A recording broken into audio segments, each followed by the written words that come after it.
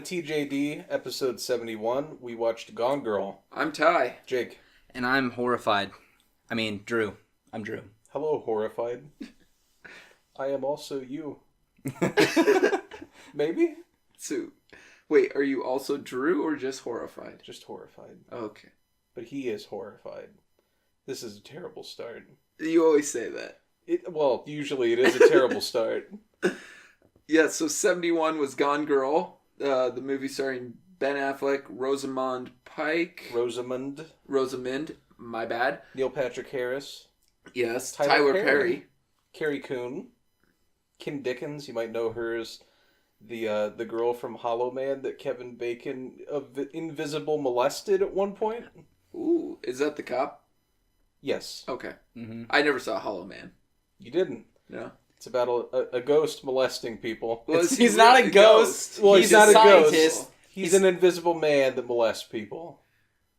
So what? He was doing a lot of sexual shit in that movie. He was a scientist that figured out how to make himself invisible, and so the first thing he thought was, well, I'm gonna suck those titties. So yeah, I thought he scared some little kids first. He was doing like little innocent shit. Maybe he did. It was Yeah. really not a great movie. He was like a 13-year-old's fantasy of wanting to always be like naked. Essentially, in some hot and it's girl's Kevin room. Bacon. So yes, a 13-year-old young budding serial rapist. That's the movie that he would throw on. Like, Okay. hey, You can't say when you're 13, you're like, oh man, I wish I could sneak into their room. Like I'm not saying rape them. I'm just saying you're like, I wish I could see that girl naked. I'm not. do you realize you just said, I'm not saying rape okay, Ty? I don't think we want to venture down this path that we've already kind of begun walking down. You're saying you could sympathize with an invisible man that wanted to molest I'm some not people? saying sympathize. I'm saying it like correlates to that. You're an invisible man sympathizer? I did like that Clay Aiken song. You have a song about invisible men? Well, he had that song, If I Was Invisible, I'd watch you in your room. If I was invisible, some other this weird room would be your lyrics. tomb. It's some other weird lyric. It pretty much was, he is like invisible to the woman he loves. She doesn't. Woman? Yeah, exactly. But yeah, it's a creepy song. And you like it? No, I'm just saying I know it. Oh. I could have sworn he said he liked it. No, I just said it was a Clay Aiken song. Okay, fair enough. You like Every Breath You Take? That's not Clay Aiken. No, I didn't say it was Clay Aiken. Oh. I said, do you like Every Breath You Take? I Oh used my to like God. it a lot more before I figured out like what it kind Before of. you learned that you're not allowed to like it? Yeah. Fair enough. You're like, oh, this is catchy, and then you like get older, and you're like, oh, this song's kind of creepy. Yeah, this is what I quietly turn on as I follow someone down a road at night. Just to scare the shit out of them. When you're stalking your ex. No. No. No. Oh. Gone Girl. Here's a synopsis for it. With his wife's disappearance having become the focus of an intense media circus, a man sees the spotlight turned on him when it's suspected that he may not be innocent. Now, spoiler warning, because we have to talk about the movie as a whole, because like we'd have half a movie to talk about if we didn't. Like not even half. Yeah. So, if you haven't seen it, I would strongly recommend check it out. It's 2.5 hours, but it'll fly right by, and holy shit, your head will fucking explode. Yeah. So, last chance. Okay. All right. We'll open the floor. Open the floodgates. Pro music. Trent Reznor. Atticus Slays Ross, it. right? Yeah, Atticus Ross. Fucking spectacular. Mm-hmm. He murders it. Mm-hmm. Very ominous, very creepy. I think I read in the trivia that Fincher... I think it might have been... Oh, fuck. Let me look it up. I'm not going to look it up. Either Trent Reznor or Fincher went to a spa and they had, like, calming music playing that for some reason made him uneasy. And that's what he kind of went for was, I want to do uneasy or I want to do calming, but I want it to be kind of, there's something off about it that makes you feel wrong. I think he fucking succeeds. Yes. I agree. It's very, very well done. And it's like for a lot of the movie. Yeah. Like, you generally feel uneasy. Mm-hmm. I'm gonna say Ben Affleck, because he cheats his way through this film. Yeah. Well, he is a method actor. Drew was going for those type of puns already, so I thought I'd throw one in there. So you said he's a pro? Yeah, oh, definitely. I'd call him a pro too. I thought he was good. Yeah, yes. I don't think it's as good as like some other of his more recent stuff. Like I think Phantoms. Yes, I said recent. I heard he was the bomb in Phantoms. Nothing's the bomb in Phantoms. That movie itself is a bomb. Yes, it is. It's pretty great in Mallrats. Not really. He was great in Clerks too. Yeah, he was pretty For that good. one line. It's not very hygienic. But no, like compared to like The Town or Argo, This was after The Town. I know, and I think it was even after Argo. But I'm saying I feel he acted better in those. But I'm not saying like he was like terrible. He was great in this film. I'm just saying like I think still was a little bit a notch above the others. Those other two are a notch above this for his acting. I think he's good. Like, he doesn't have to get like insane like he doesn't have a lot of range to work with inside that role. You have to be your concerned husband or your murderous husband. I think I like him probably the best in this out of anything I've seen him in. Just because I think he's a good everyman. Like, he's relatable, like, kind of likable. You can kind of... I don't know, he has that... It's a calm demeanor, but you can also tell when he gets riled up. And it's, I don't know, believable. Well, I mean, I kind of see the same thing like in Dogma. He was that everyman angel who got sent down. And then, like, when he got pissed, when he figured out what was going on, when they were trying to get back, and they figured out people were trying to stop them, he gets pissed, you can tell. But otherwise, he was like, look at these people, they're in love, even though one of them's probably cheating on the other, and they don't, he has a relatability, even back then when he wasn't even his best acting, best acting. He's gotten better with time. Oh, definitely. I think ever since he got behind the camera, he's gotten a lot better. I think he understands the craft a little more. Mm-hmm. And I think also some of it too was, it's not necessarily that he was a bad actor. He just did a lot of bad movies, and I think then everyone kind of equated bad movies to bad acting. No, he was a bad actor too. But he does have shining moments. In Mallrats? I never saw Mallrats. You need to watch Mallrats. I'm sure he was awful in that. But Chasing Amy, he was fine. He's young. He has gotten better with time. Mm-hmm. But I won't blame bad movies for everything. No. I love Mallrats, but he sucks in Mallrats. But Chasing Amy, he was decent. Yeah, he's Good Will fine. Hunting.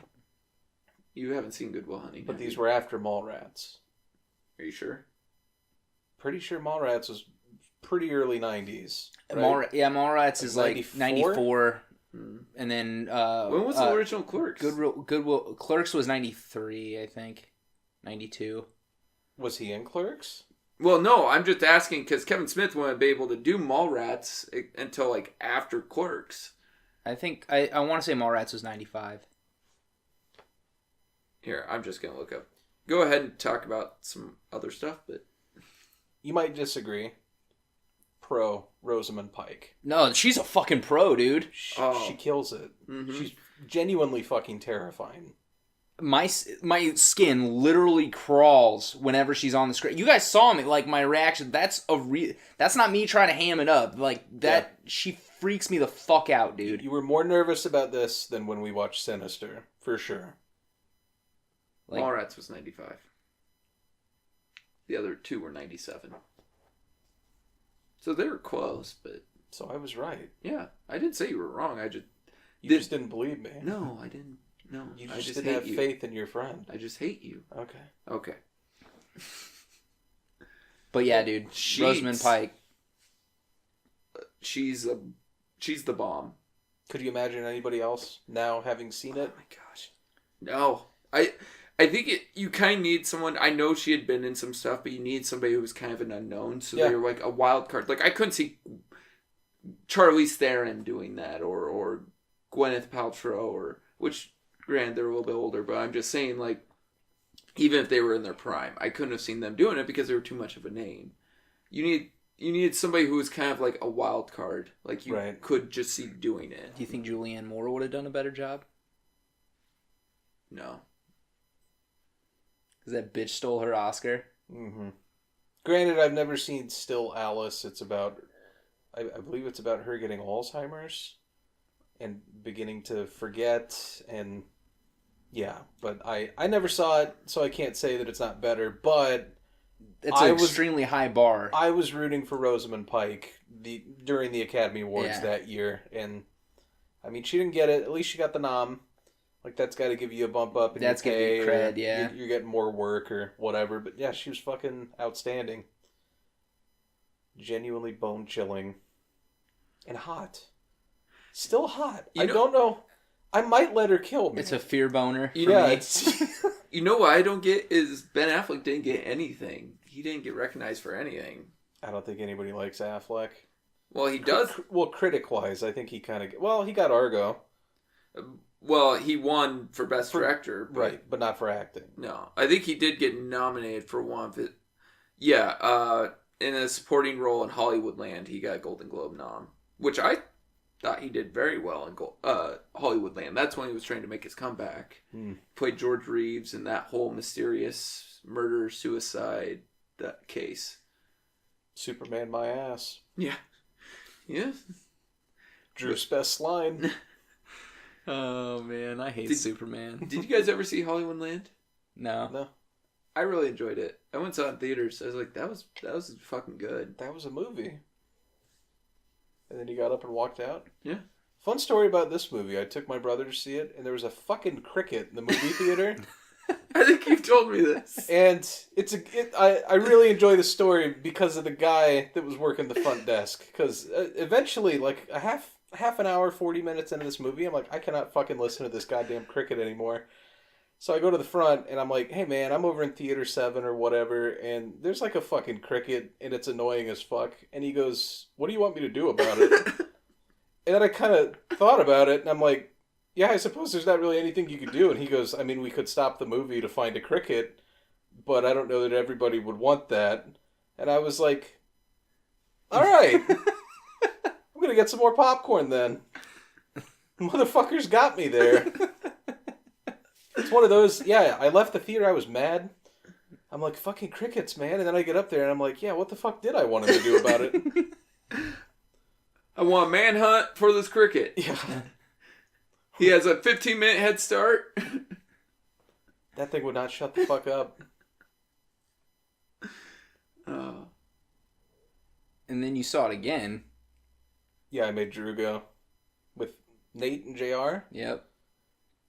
And they were all Smith? horrified. J.R. Smith? No. No. He's a basketball player. I wouldn't know. Yeah, I didn't sleep that night. There was no sleeping going on. Till Brooklyn. Because you're baiting? No, definitely not that. Feels weird baiting for a long time after this movie. Kind of want to curl up in a ball and cry myself to sleep. Now I have a question. Rosamund Pike was psychotic, sociopathic as hell in this fucking film. Yeah.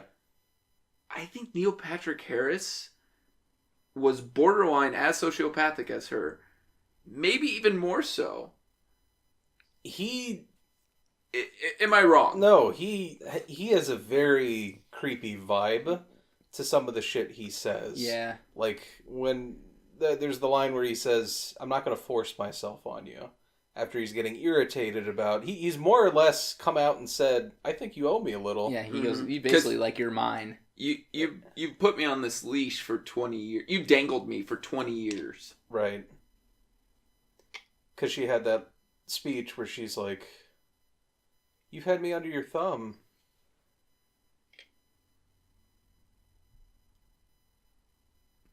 I think in Drew's beer that some equipment got into it. What kind of equipment? I don't know. I can hear something moving around in there, though. Moving? Yes. It was clicking, yeah. I heard it too. That's why I looked at him. Huh, you might want to cut that open. Might have a lawsuit. We might have some new pot equipment. Go check that out. I'm horrified. Is it ice? Dude, it's the... It can't be ice. There's no fucking way.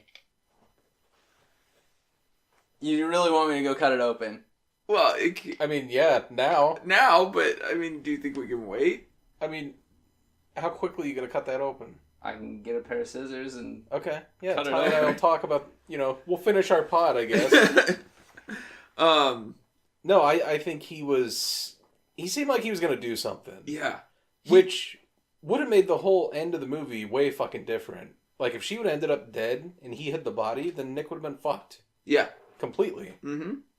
Or if she had actually killed herself like she originally intended to. He would have been fucked. Yeah. Like, there's no way to You know explain what it. saved him was those two fucking rednecks. Stealing all her money. Forcing her to call Desi Mhm. or NPH. And changed all of her plans. Yep. Bad people are good sometimes. In a weird way. Yeah. Well, it's karma. If you believe in that. Karma's a bitch? Yeah. Yeah, I've met her.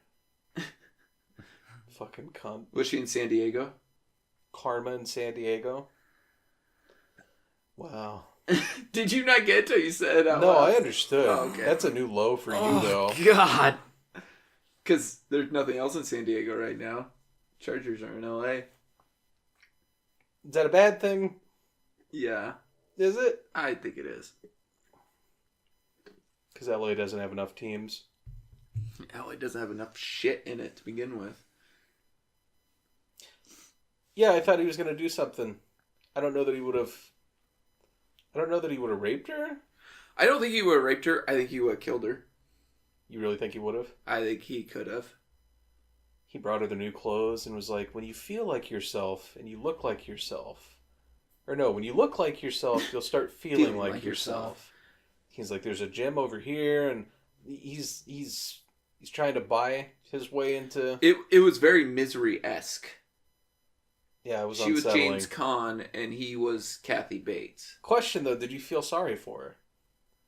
Hell no. No, at no moment did No. I feel sorry for Rosamund Pike in this movie. Because the whole time she was even being, like, captive, which I give her props. She went into survival mode.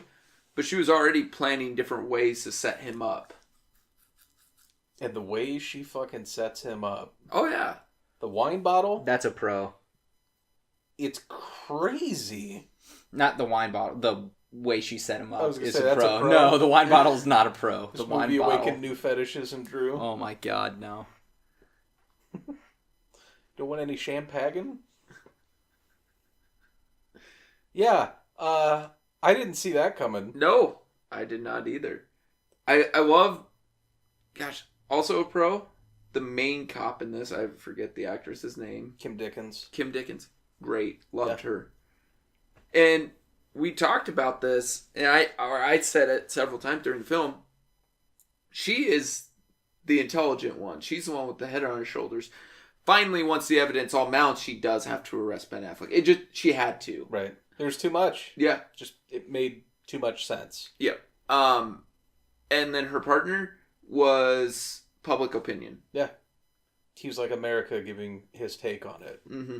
She was an intelligent person who just looked at the facts and saw things not adding up. He was popular opinion. Popular American opinion. Yeah. I love the line when he goes, my wife says he's a killer. And she goes, well, if Tiffany says... Yeah. Like, everybody thinks they have all the facts and they know what's going on. I mean, I'm guilty of it. I think everyone's been guilty of it. Like, I mean, we joke a lot about Cosby and, all the shit we joke about. But, like, that's the same thing. You know what I mean? Like, the public perception. Like, when we talk about Bill Cosby, we don't really have the facts. I could just say, where there's smoke, there's fire. And he did it. Maybe not the last part. It's more or less like No, you can't say the last part. a hive mind mentality. You got to be with the group. You got to think the way the group does. Otherwise, you'll be exiled or you'll be ridiculed. Well, I mean, and not even necessarily going along with just public opinion, but it's just like the media. The media skews things their way. one specific way. Good, bad, indifferent. So in the case of, Ben Affleck in this movie, he got shit on. Yeah. Like, granted, he did not help himself at all. Like, he had a fucking young girlfriend he was cheating on his wife with, made him look terrible. Like, it just... She accounted for all that. She set him up. Yeah. Plain and simple. He kind of gave her pieces to put her puzzle together. Didn't do him any favors. Nope. But he's smart, and he knows how psychotic his wife is, and that's how he was able to do that. That interview to save some face, yeah. Love that scene.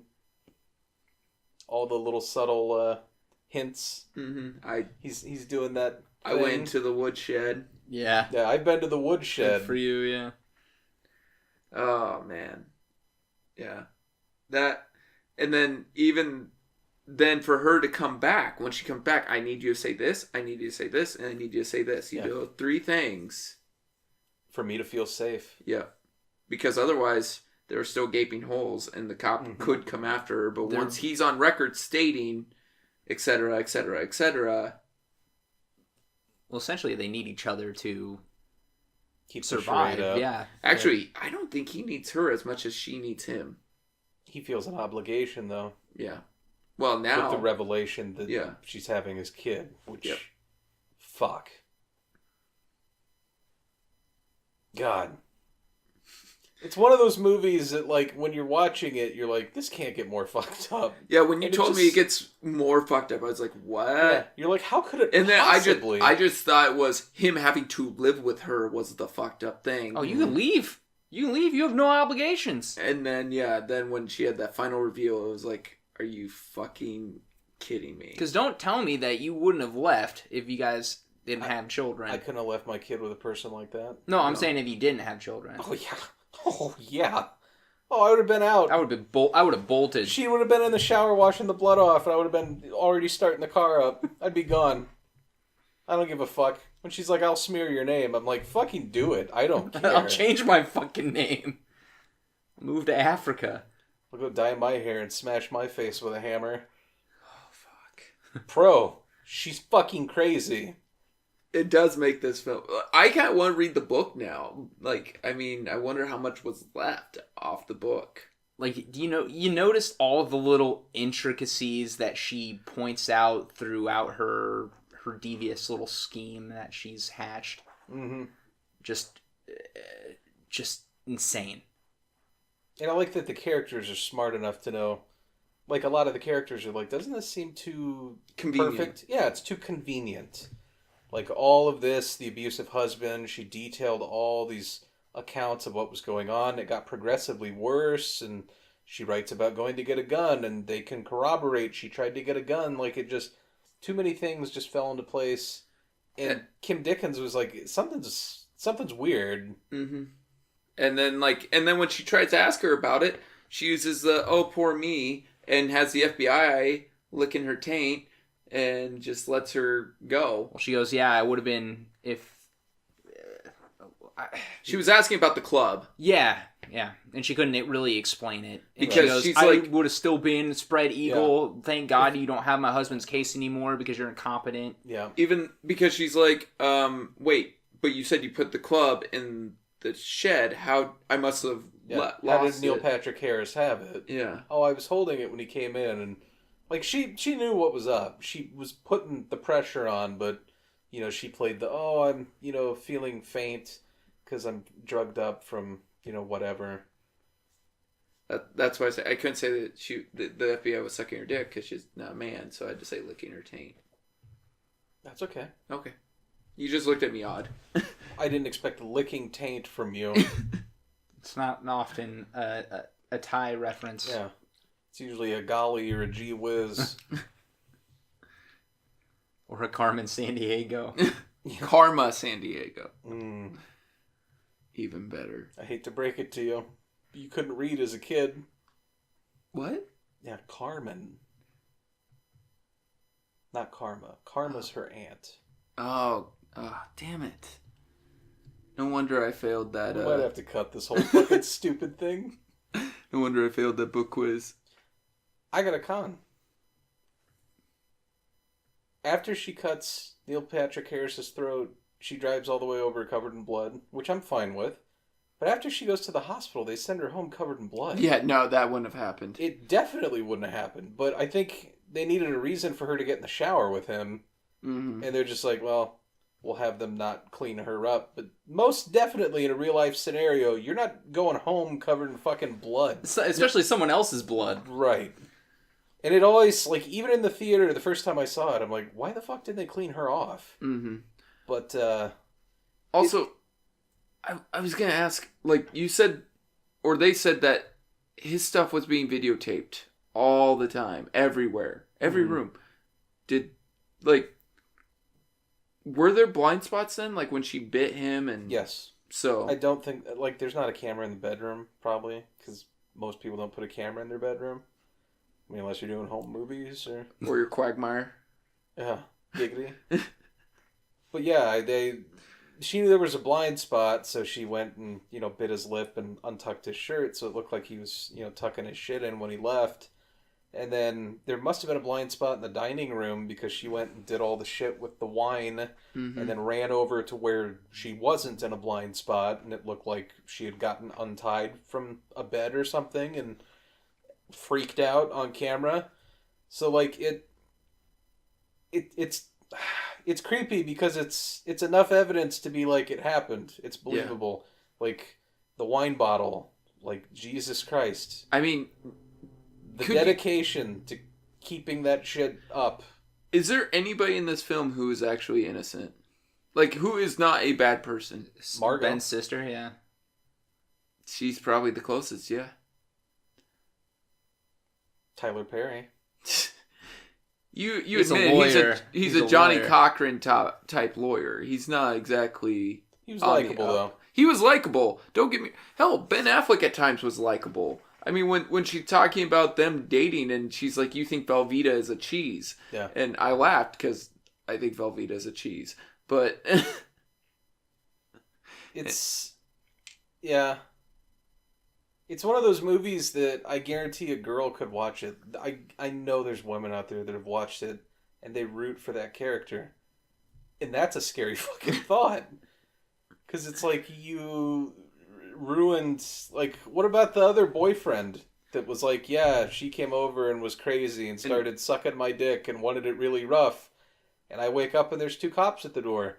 And I haven't been on a date in 10 years because I'm a fucking sex offender and anyone that Googles me can find that out. And, like, you have destroyed lives. And the scariest thing is that shit happens. It's doable. In real life, you can just hurl an accusation that can fuck a dude's life up forever. Completely. Fuck it up.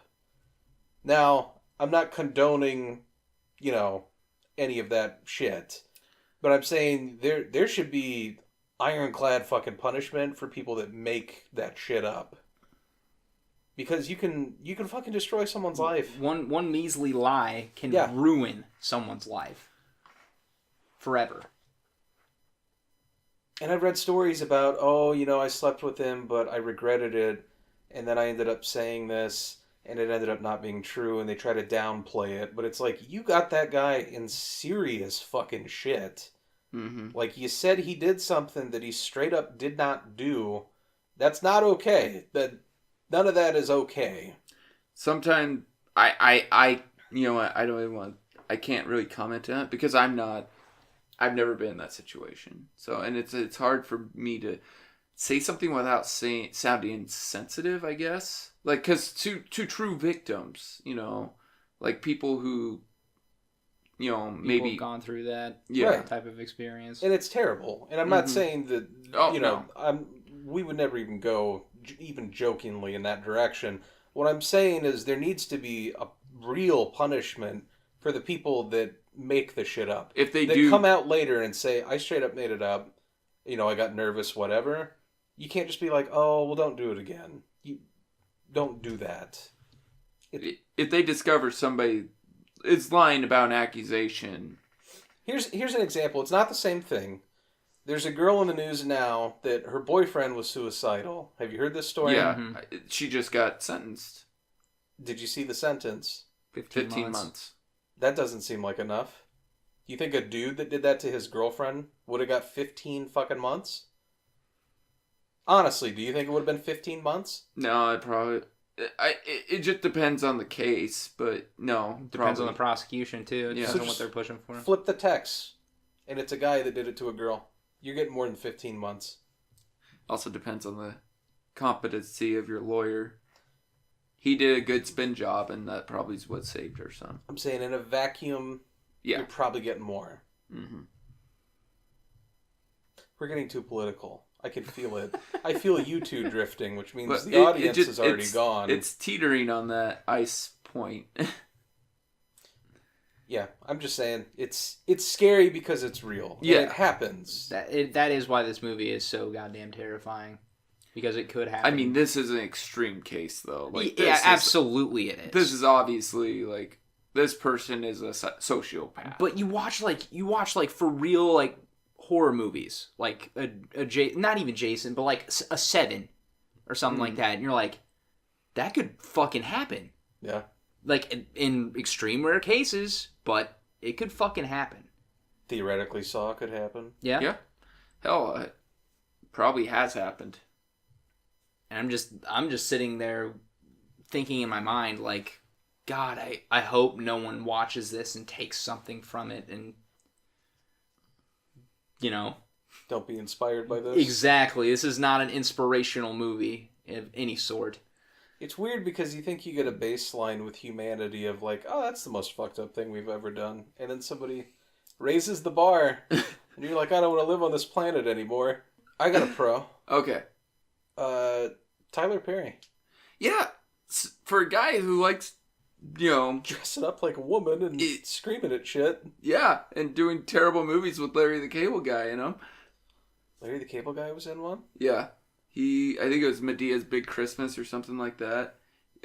His son or grandson or whatever was married into like a white family, and Larry the Cable Guy was the dad. Hey, get her done. Sounds terrible. I'm sure all those Medea films are awful. I've never seen one. Just like Sandler. Really? It makes money. Yeah. It's true. Garbage and it makes money. Was he originally funny, though? Some people argue Sandler was never funny. Yeah. I wouldn't. Sandler's made me laugh before, but I know people didn't like him when he was on. That was brash. Yeah, the Opera Man. They didn't really think that it was funny. Like they get his characters. Like he was not good on SNL. Even Lorne Michaels was like, "You're doing all this you're saying all this gibberish, and nobody gets it." I was gonna say his Opera Man thing was probably his best thing he did. Any times he did songs on SNL were probably his best thing because his acting was not good. Like when he did the Mall Girls with like Spade and Farley. Oh my god, he is awful. Leave me alone, I'm starving. Yeah. He is the worst one of the three. Hurry up and munch those fries. We gotta get back to work soon. He is too giggly. He was Fallon before Fallon. God, Fallon ruins everything. Oh, yeah. I can't believe that motherfucker's a late night show. If you would have told me that back in the 90s, I probably would have killed myself. Over Fallon. Why did Jake die? Oh, Fallon really got to him. That Jimmy Fallon just fucked his shit up. If I would have taken the strings right off my Skechers light up shoes and hung myself.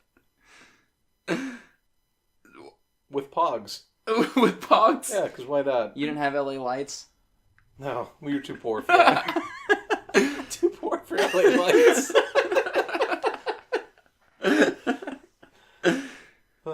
If you don't know what LA Lights are, then you did not grow up in the 90s. Did you no, also... I had Oakland Lights. Oh, you had Oakland Lights. Were they red and blue? I was just going to make that joke. And they stabbed me when I walked. Had a knife in the soul. Yep. Come to think of it, my grandma went, nope, I'm not even going to quote it. We were gonna go Clerks 2. Yeah, we're not gonna go there. Shit. You know the quote. Yep. Bring it back. No, I don't think we can bring that back. I mean, I'll ask Brennan, but I won't ask Brennan.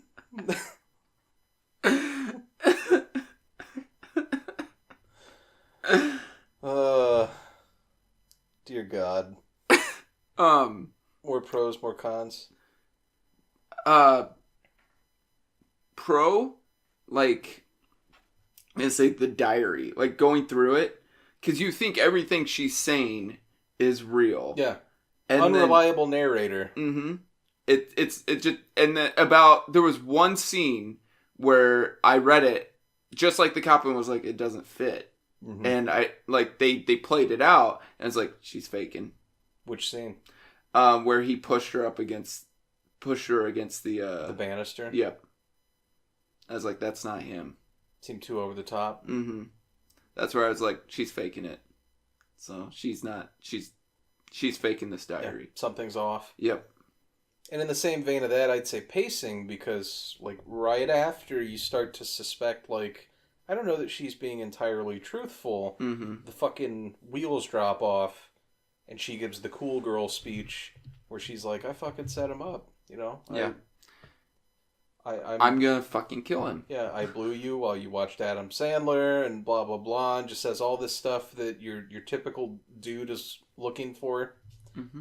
and how she tried to fit that criteria and just said, "Nope, I'm not going to do that." She does mention Adam Sandler, doesn't she? Yeah.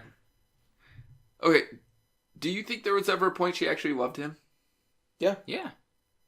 In the beginning, because she said she was just trying to be someone. Because that's who she thought he wanted her to be. Right. Which is funny because at the end of the movie, when he is what she thought he would want to be, she likes that. Mm-hmm. So she's like, I want the Nick that was on TV because that's the Nick that I fell in love with. Which is kind of I don't know, it's kind of a fucked up thing because when you think about a relationship in general, when you meet a new chick, are you not kind of... I don't want to say you're not being yourself, but you are but kind you're kind of not being yourself. You do put on a small show. Right. And that's what she liked. So she's like, well, if I'm acting for you, you just acted for me. Why don't we just act together? Which is fucking crazy. Well, and yeah, you get to see him. He's basically a bullshit artist. Right. From the get-go. Yeah. And they had that whole conversation. She's like, you're not... Are you really telling me the truth? Or are you just feeding me a line? And he's like, no, I'm not lying. Yeah, and that's when he comes up with the chin thing with his two fingers on the chin. Because his chin looks villainous, so he covers it up. Right. It's just so believable. Fucking creeps me out. Mm-hmm. No, it's fucked up, but... Dark. Mm-hmm. Pro? Yes. Well, and I also find it to be a pro, like, that this is, like, cut into two different movies. There's the first half of the movie where he's guilty, and then the second half of the movie where he is innocent.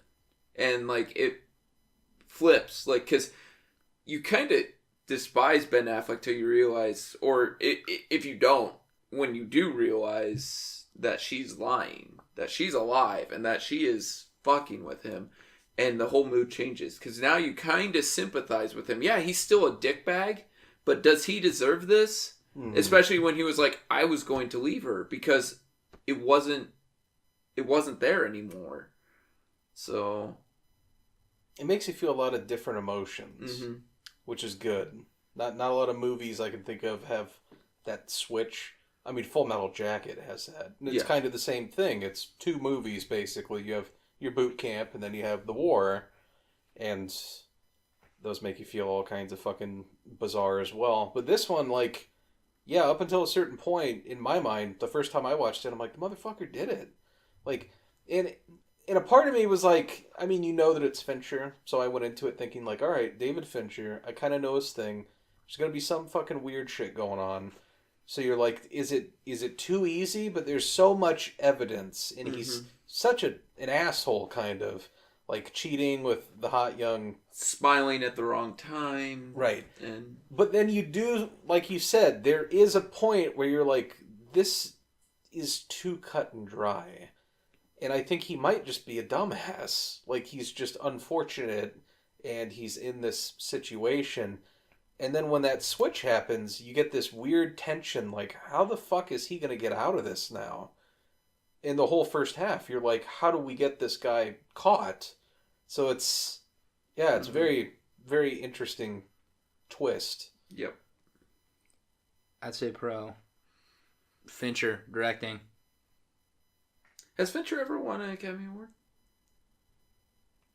I feel like I should know that. I would hope he did. The man did Fight Club. He can do whatever he wants. I don't think he won one for Fight Club. No, he didn't win one for Fight Club. No, I mean, but I'm just saying he did Fight Club. Yeah. So He put a penis on the film. I think he was nominated for Benjamin Button. Did you ever see that? No. It's great. He was nominated for Benjamin Button. He was also nominated for The Social Network. And Trent Reznor won for Social Network.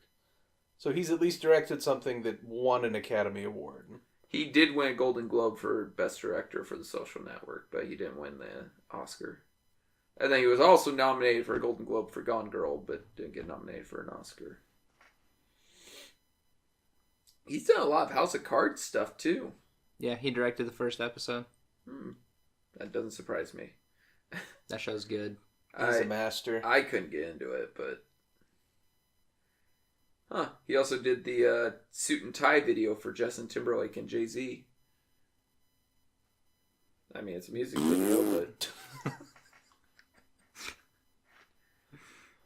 I still need to see Zodiac. Sorry, I'm just going through his stuff. Yeah. Zodiac's good. Riveting. The What is Game. What is with David Fincher making long ass movies? It's his style. I was going to say, he tells great He likes stories. to tell, like a grand He's good story. at telling them, but damn, he's got some long ones. David Fincher did Alien 3? Yeah. He don't like to talk about it. He does a lot. He did a lot of music videos. Fuck, man. So it's Spike Jones. I know, but he had a thing for Madonna and Paula Abdul. I had a thing for Paula Abdul. Yeah. I mean, opposites attract. So. Jesus Christ. Yep, I was MC Scat Cat. I just revealed my true identity. He's doing World War Z too? Huh. Never saw the first one. It was alright. All right, wake up, listener. Now that we've lulled you to sleep. Love you too. What else we got? I didn't tuck you in. What else we got? Yeah. Well, we want to do trivia. We have more cons. I can't think of any. No. No. What do you think of the two rednecks? I liked him. Normal people. I thought they were grifters. I really did. Yeah. I was like I didn't think they were in on it together at first, but as soon as she dropped the money, I was like, she's got to get out of there. Because they seem like desperate enough people. You know what would have been bad, too, is if they would have killed her. Mm-hmm. There's a lot of fucking scenarios where it could have gone completely wrong for Nick. But, no, he got extremely lucky. Not really, though, in the long run. No, because now he's stuck with a woman. I mean, you're not dead. You're just dead on the inside. But I am, too. So, yeah. One piece of trivia I did like is because Ben Affleck is a Boston Red Sox fan. And there was a scene where he's in an airport trying to be inconspicuous. And on the commentary, they mentioned he was supposed to wear a Yankees hat. But because he's a Red Sox fan, that had been blasphemy. So they compromised and he wore a Mets hat. Which they should have had him wear a Cardinals hat, but because he was from near St. Louis, his character. But yeah. Affleck postponed directing Live by Night so he could work on this with Fincher, just because he really liked and respected Fincher. And he changed the lens setting on a camera just a tiny amount, and he made a bet with one of the crew members that Fincher wouldn't notice. And he lost because Fincher said, "Why does the camera look a little dim?" So he more or less said that he's one of the only ones that would notice the most minute. He's that much of a perfectionist. Yeah. And he was like, "Why does it look a little off?"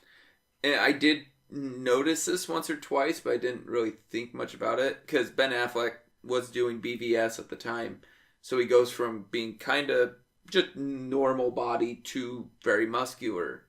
Mm-hmm. And it fluctuates because of different shoots. So, like when he's at the bar the first time, I'm like, oh, he just looks like Ben Affleck. But then, like later on, when he's doing the interviews and that, he's more top heavy. Yeah, and you can tell because like he'll wear like long sleeve shirts, like that kind of hide his bulkiness. Mm-hmm. So.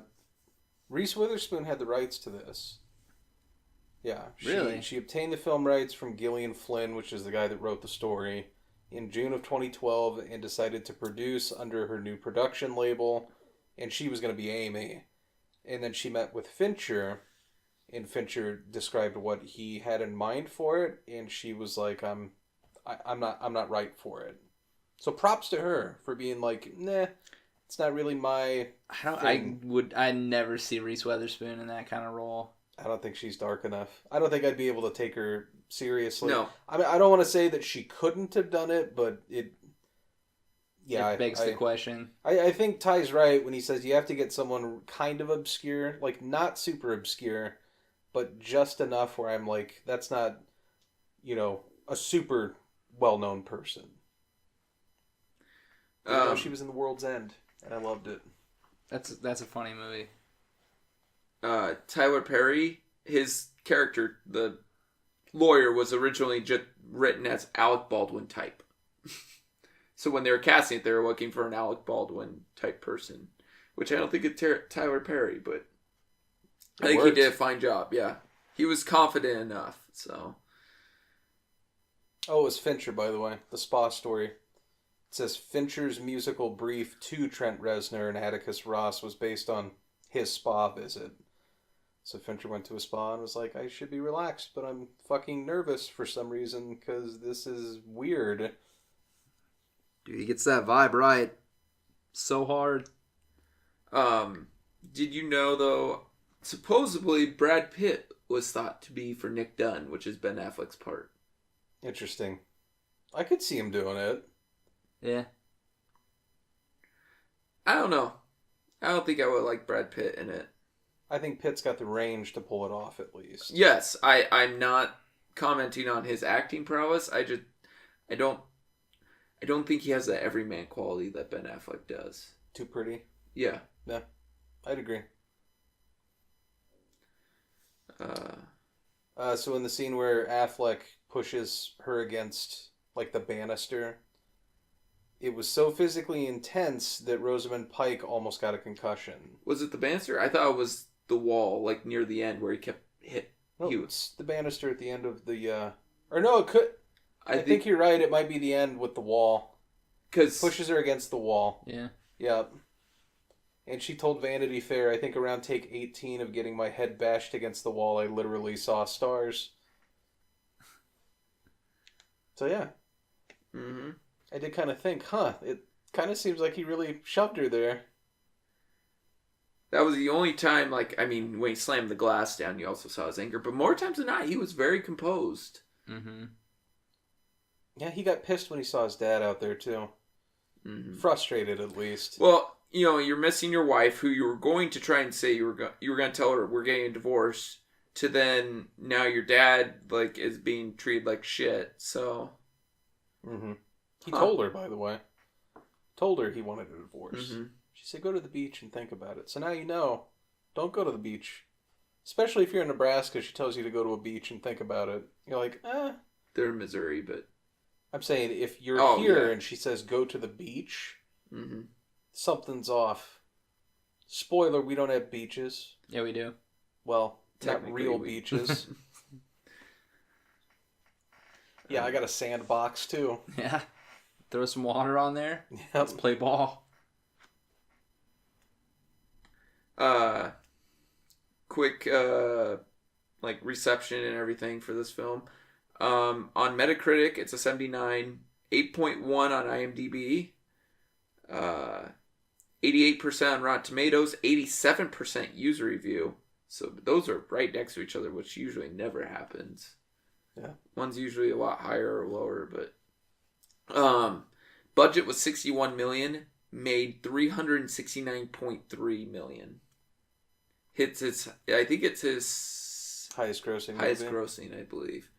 Because it wasn't Seven and it wasn't Fight Club, and I don't think it was Curious Case. Mm-hmm. But plus, your budgets inflate over time with more people, and they also have talked about a potential sequel. How? Yeah.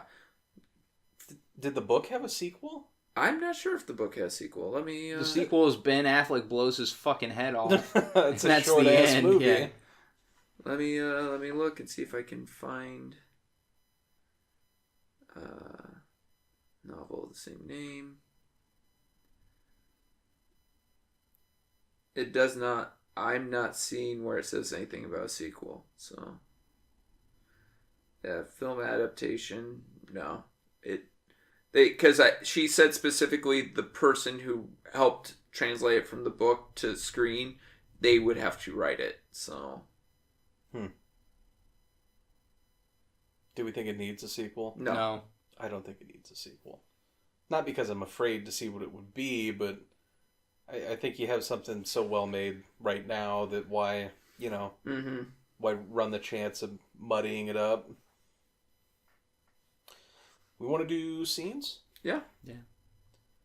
My favorite scene is when Rosamund Pike is talking about, Nick uses me for his pleasure, and he's kind of got her pressed up against a wall, and, he's fucking her, and he kind of just walks away and goes, we should have Outback later. And she goes, that would be nice. It was such a stupid scene. But, yeah, it's a funny scene, and it seems over the top, and come to find out it's because it's bullshit. But, no, really, that whole scene plays that ominous track that I love so much in this movie. I bought the soundtrack for this, right after I saw it. Because I was like, holy shit, that was fucking crazy. But, this ominous music plays as she just talks about how it's just progressively falling apart. And it shows a scene where she's like, maybe now's the time where we should have a kid. And he's like, now is literally the worst time for us to have a kid. And he says, do we really want to be the couple that has a kid to save our marriage? And she's like, save. And, I don't want to have an argument about it. And she's like, I didn't know it was going to be an argument. And he's like, I'm going to leave. And she's like, that's not good enough. And, he gets flustered and kind of slow-mo shows he pushes her, which is like the first time you see any physicality, really. Mm-hmm. And you're like, oh shit, because you don't know at the time, or at least you don't 100% know that he didn't do it. And she continues to talk and says, it didn't scare me that he had pushed me. It scared me how much I could tell that he wanted to hurt me more. And it just cuts to a different scene, and you're like, holy fuck, it's crazy. But that's my favorite. I'd probably say mine is when Rosamund Pike's with Neil Patrick Harris and Neil's getting ready to leave, and she's already been there a while, so she's kind of scoping out the joint, and she knows right where she needs to be in order to execute her plan. So she kind of attacks him lovingly, bites his lip, untucks his shirt, ruffles his hair, and he leaves. And just this whole sequence of her doing what she wanted to do, she dips her blouse or whatever she's got on in wine, and she runs up against the window and starts screaming. And then after that, she grabs some twine or some rope or some sort of thing, and so she starts grinding her wrists together to make it look like she's been tied up and she's been trying to escape. She takes a wine bottle, shoves it in her vagina, and made me look at a wine bottle. I'll never look at a wine bottle the same ever again. But just that whole scene was just so terrifying. Mm-hmm. Like, this is the mind of an actual person. The amount of shit she was willing to go through. Just... like she was so, I don't know, she was so vengeful to a person that she had loved and lost, or on her own accord. Mm-hmm. And then he comes back and she's like, hello, Mr. So-and-so. Like, I want you now. Get me on the bed and fuck me. And then box cutter to the throat. And then you're showering in his blood. She's a sociopath. I think my favorite scene is when his affair mistress shows up and they just have sex. The affair mistress. Yeah. No, I'm kidding. Gosh, that's tough. Because you took one of mine. I think it's probably the big reveal. Even though I kind of was like, I kind of had an insight that she was still alive because people can't keep their damn mouth shut. But her big reveal was nice, and then her talking about how she's still gonna end up screwing him over when it was like that 1 hour, since 1 hour gone, and she's talking about how he had fucked her, so she's gonna fuck him, and all these other things she's planning to do, and just like this shit just got deeper, and it's amazing because we're only halfway through this fucking film, and it's like, wow, where the fuck is this gonna go? Mm-hmm. And so it just was, even unfortunately it was kind of spoiled for me, but I didn't know the depth that it went, so it still had some wow factor for me, but it was what do they call it, unreliable narration. Mm-hmm. Was just set up perfectly. Yeah, you always assume your narrator's on the level, right? Which is that's kind of a Fincher thing too, because Fight Club, he's not on the level. No, he literally has multiple personality disorder. Mm-hmm. And he was the narrator. Mm-hmm. Fitting. You just reminded me something with this movie that bothered me after it blew up, kind of, is the amount of people that ruined it and didn't know they were ruining it. For example, people online would be like, I just saw Gone Girl, it made me scared to be a man, or it made me scared to get married. It doesn't outright ruin the movie, but it does make you go in with a different expectation. Well, yeah. Because then, it makes me scared to get married. It's like, wait, so if he killed her, then why does that make you scared to And it automatically makes you think, well, the wife did something. Yeah. Which sucks, because it takes so much away. Like, it's hard because it doesn't outright tell you what happened. It's still a roller coaster. Mm-hmm. But you go into it with a preconceived notion of what's going to go down. Yep.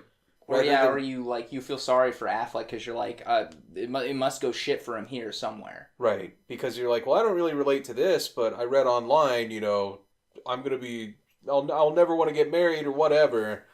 And I don't know, it's, sometimes people spoil stuff. Mm-hmm. And that's this culture nowadays. Like, I can't get on Facebook the day after Game of Thrones, and I'm not even close to caught up, but I want to watch it sometime, but it's like, okay, I can't even step on because they're like, did you guys see the amazing, they just put those little snippets, the amazing such and such who appeared last night? And it's like, not everyone's fucking seen it. And that, I'm not talking people, I'm talking like reviewers or like, Movie Pilot or Cinema Blend or Comic Book Resources or whatever. They post stuff to try and get clicks, and they're like, oh, what about this on this GOT last night? Oh, did you see such and such on GOT last night? If it's popular, it's going to get ruined. Mm-hmm. Which sucks, because, like, I just remember, like, before Alamo, when I had to actually deal with people, which sucked. But I'd have to go to a movie opening, like, weekend, or else it would get fucking ruined. Like, somebody was going to tell me.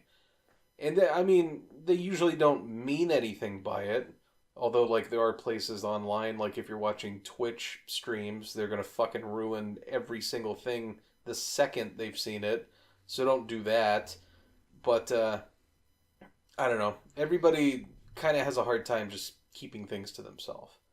But I don't remember or not. I think the only thing I told you when I talked you into going was it was fucked up. Yeah. Yeah, that sounds about right. Which is hard because it's hard to convince someone just to see something because it's fucked up. Hey, let's watch a Serbian film. It's really fucked up. Yeah, as I say, I've had a movie or two ruined by people saying something they thought was innocent, and then was like, oh, so this happened. Like, you kind of just told me the twist without telling me the twist. And it's like I had Identity ruined. Oh, really? Yeah. Fuck, man. I mean, like, the ending came as like, this fucking sucks. This would have been amazing. Was the spoiler the movie sucked? No, the spoiler. No, I get what you're saying. It's also, I have to say, it's funny because we just uploaded an episode where I spoiled basically like 9 fucking movies. Yeah. But I did have a robot do a disclaimer, so fuck you if you're upset. As I say, I'm not going to spoil the ending of Identity because I actually enjoyed that film. Yeah, I don't hate that movie. But my friends quoted the last thing one of those characters say the whole time. And they're like, oh, weren't you there when we saw it? I'm like, no, I fucking wasn't. So I didn't watch the film for like 5 years, and I finally watched it. I was like, well, yeah, that ruins everything. So sometimes you accidentally ruin things, though. Like, my brother and I are retarded, and when Secret Window came out, we thought it was just so funny to be like, you stole my story. And just say a bunch of dumb shit and talk about corn. And, yeah, we ruined that for a lot of people. Well, it wasn't a great movie, so... No. We did a favor for a lot of people. Actually, nobody listened to what we said. So. Or, like... I mean, it's Michael Bay, so I'm not surprised. But Transformers 3, they ruined the film in the first 10 minutes of the film.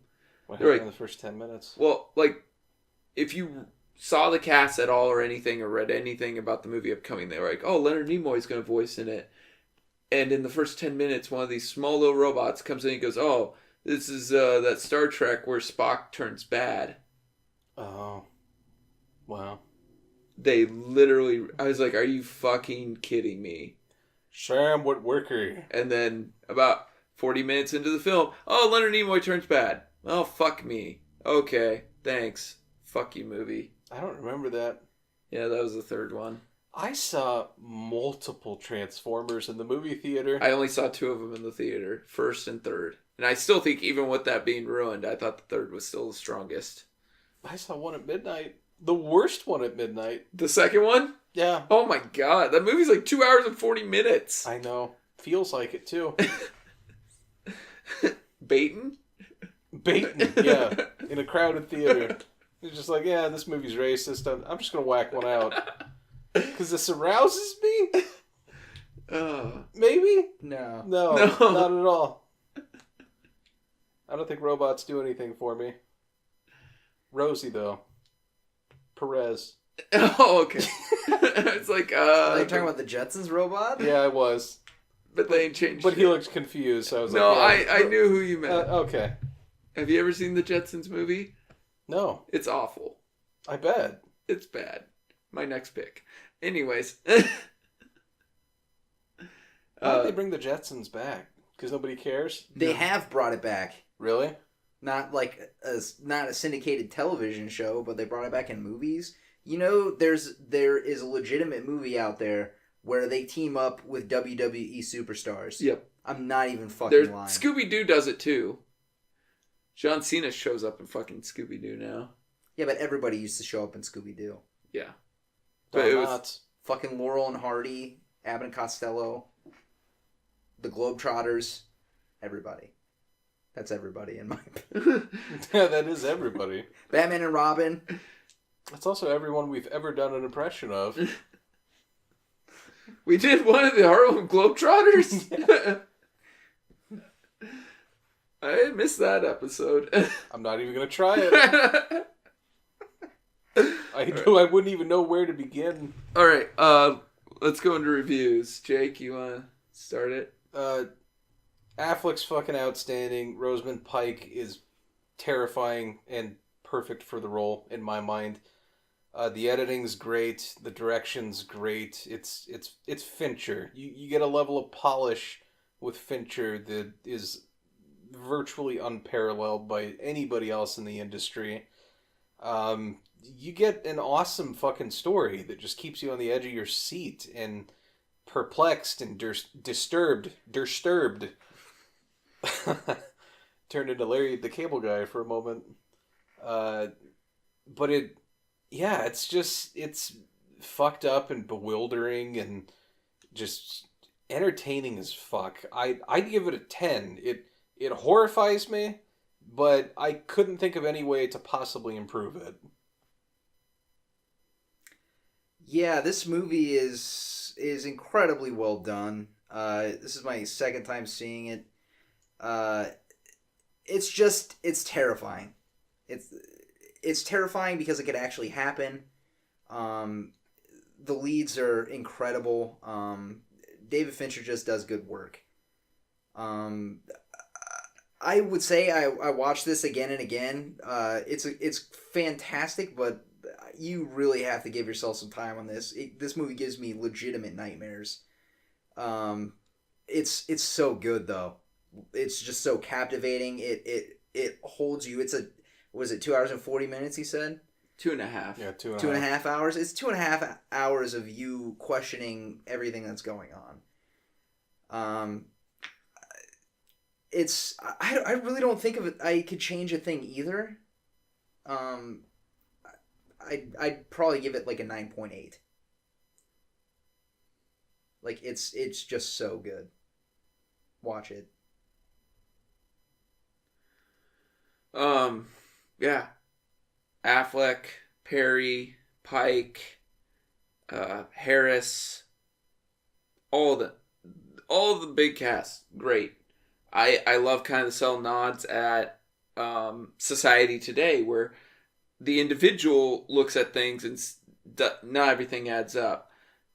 The group society looks at everything, or is being told by somebody, this is the way you should think, and they all react that way. Like those fucking shows, like they're rallying against him. It's Fox News, CNN all over him, like, oh, he's a dick, he deserves to be killed and all this. And then she has the balls to come back and do an interview with them, and he's like, you fucking disparaged me. And she's like, here, I got you a present. It's like, get the fuck out of my house. You implied I fucked my sister. Yeah. And that's just how media can be today. Like, I've seen plenty of stories where, like, a Fox News or a CNN has to recant a story because they're like, oh, yeah, we're going after, we went after the wrong person. Our bad. It's like, that's all you get is a slap on the wrist. I just have to say I'm sorry. It's so fucking stupid. Be held accountable for what you're saying. You're rallying people against other people. I mean, I have an example, but I'm not going to get into it. I got an example. Oh, okay. If you don't mind. Go Real quick. Remember the Boston Marathon bombing? Yeah. Remember how Reddit thought they were detectives and started looking for the guy on... It's like a forum website, Reddit. And they started leaking all this information about this guy that they were pretty sure was the guy. Ended up not being that guy. And that guy went through a lot of fucking shit for a bunch of assholes on a website that thought they knew what they were doing. Mm-hmm. Witch hunt. Yeah, it was a witch hunt. Okay. There was a Fox News correspondent. She, the vice president had a meeting of some sort with some children, and he bumped one of the kids. The kid asked the vice president for an apology. She then rallied against this kid and how he was a snowflake and how his parents were pieces of shit for having, he can't just take a little bump from the vice president or anything. He has to have him apologize to him and all this. Turns out the kid was actually on the autism spectrum, and instead of flipping out like he may have, they said he used to be really bad about it. Through years of therapy, he was able to control himself, and that was one of his ways of controlling it, just to politely ask somebody for an apology. Plus, it's common fucking courtesy. Mm-hmm. So then the next day she goes, I am sorry, I apologize, It's like, then why rally against this person you know nothing about? It just pisses me off. And that can be media these days. It's like, you don't know the situation, but yet you're going to make a stance against this kid and his family who you do not know their story. You know why? Because it gets ratings. Yeah. And there's no accountability. Mm-hmm. And then they also made it about themselves and their fucking apology, and it pissed me off because she was like, I think she was lesbian. She's like, as a lesbian woman, I understand what it's like to be... Oh, it's all about you. What it's like to be, have these hard issues against you. And it's like, I believe that, but why are you using yourself? Like, just make the apology because it's about them. You're the one who said these terrible things. So... Everyone likes to be a victim. It's very strange. But, anyways, I was in the middle of my review. It was my own fault. Like I said, great music, great. Everything about this film is great. I hope you guys just watch this film instead of listening to us talk about it. I hope you enjoyed it. And even if you do know what's coming now, you still need to sit down for these 2.5 hours. I give it a 9.5. Good one. Mm-hmm. Better than Ridiculous 6? Oh, much better. See, that was a 1 across the board. Much better. Carrie Coon was good as well. Mm-hmm. Yeah. She's from The Leftovers. She's a very good actress. It was weird they were playing twins, though, her and Ben Affleck, and they're like 10 years apart. Mm-hmm. So, because I think the guy was supposed to be like in his mid-20s, so they had to bump the age up to that they were 30. Because she looked that age, but he looked too old, so they had to kind of compromise. So I think Rosamund Pike was 35, but they got her anyway because they're like, you could fit whatever age group we want you to fit. So, she's cute. Yeah, scary. Yeah, but I'd cute. actually be fucking scared if I saw her in real life. I think. I wonder if she gets that a lot. Like, if people tense up, like, no offense. How many people tensed up with Kathy Bates? Yeah. I bet you for a while Kathy Bates had like this... After about Schmidt. Yes. Do you think Rosamund Pike's been single for a while? I think she's married. I have no clue. To some brave soul. That's Yeah. Like, sleeping with honey, that every please don't night. ever do that. God, that shot where she fucking smiles through that little window in the door. No. No. And he just, all he can do is wave. I would have grabbed Kim Dickens' gun and shot myself in the mouth right there. All right, Drew, what's on tap for next week? Next week I wanted to bring my roommate in on this one.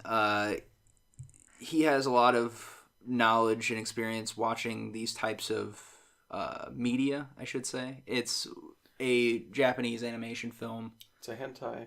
It is not a hentai. It's a movie that came out last year. It's directed by a man named Makoto Shinkai. It's a movie called Your Name, and it's on IMDb's top. It's in the IMDb's top 100. Yeah, I've heard it's phenomenal. Am I going to cry? I'm not gonna lie, dude. I damn near cried during this movie. That means I'm going to cry. It's so weird because it's kind of a love story, kind of, but it goes a little bit deeper than that. Mm-hmm. It's nothing like I don't know. It's nothing like Miyazaki's like Grave of the Fireflies or whatever fucking movie ripped apart your soul. I would fucking hope it's not like Grave of the Fireflies. No, but it's like I don't know. It's very well done. And I actually got the chance to see it in the theater, and I really enjoyed it. Nice. These films mean nothing to me. I literally don't watch anime. Well, that's good. You have a fresh perspective then. We'll open up your eyes to the culture. He's just like, this sucks. I saw the sign. You're going to open up my eyes? Yeah, Ace of Base. I saw the sign. Life is demanding. Is it? Without understanding. I don't know those lyrics. That's I Saw the Sign. It's the same song? Yeah. It is. I should listen to more than the title of the song. Yes. All right. Because I think if I remember right, the song is actually about like her breaking up with somebody because she just saw that the relationship wasn't working. Mm. So, anyways, that'll do it for this week. Like, share, subscribe, Facebook, Twitter, Libsyn, iTunes, your favorite podcast app. TJD movie reviews. At gmail.com. Just type that in to your Google or Bing if you're into pornography. Because that's where people go for porn, I guess. Really? So I hear. What about Ask Jeeves? Is that still around? I don't know. Ask.com is still around. They got rid of the G's. Oh yeah, that's right. Oh, it's just Ask? Yeah. Yeah. Why get rid of the Jeeves?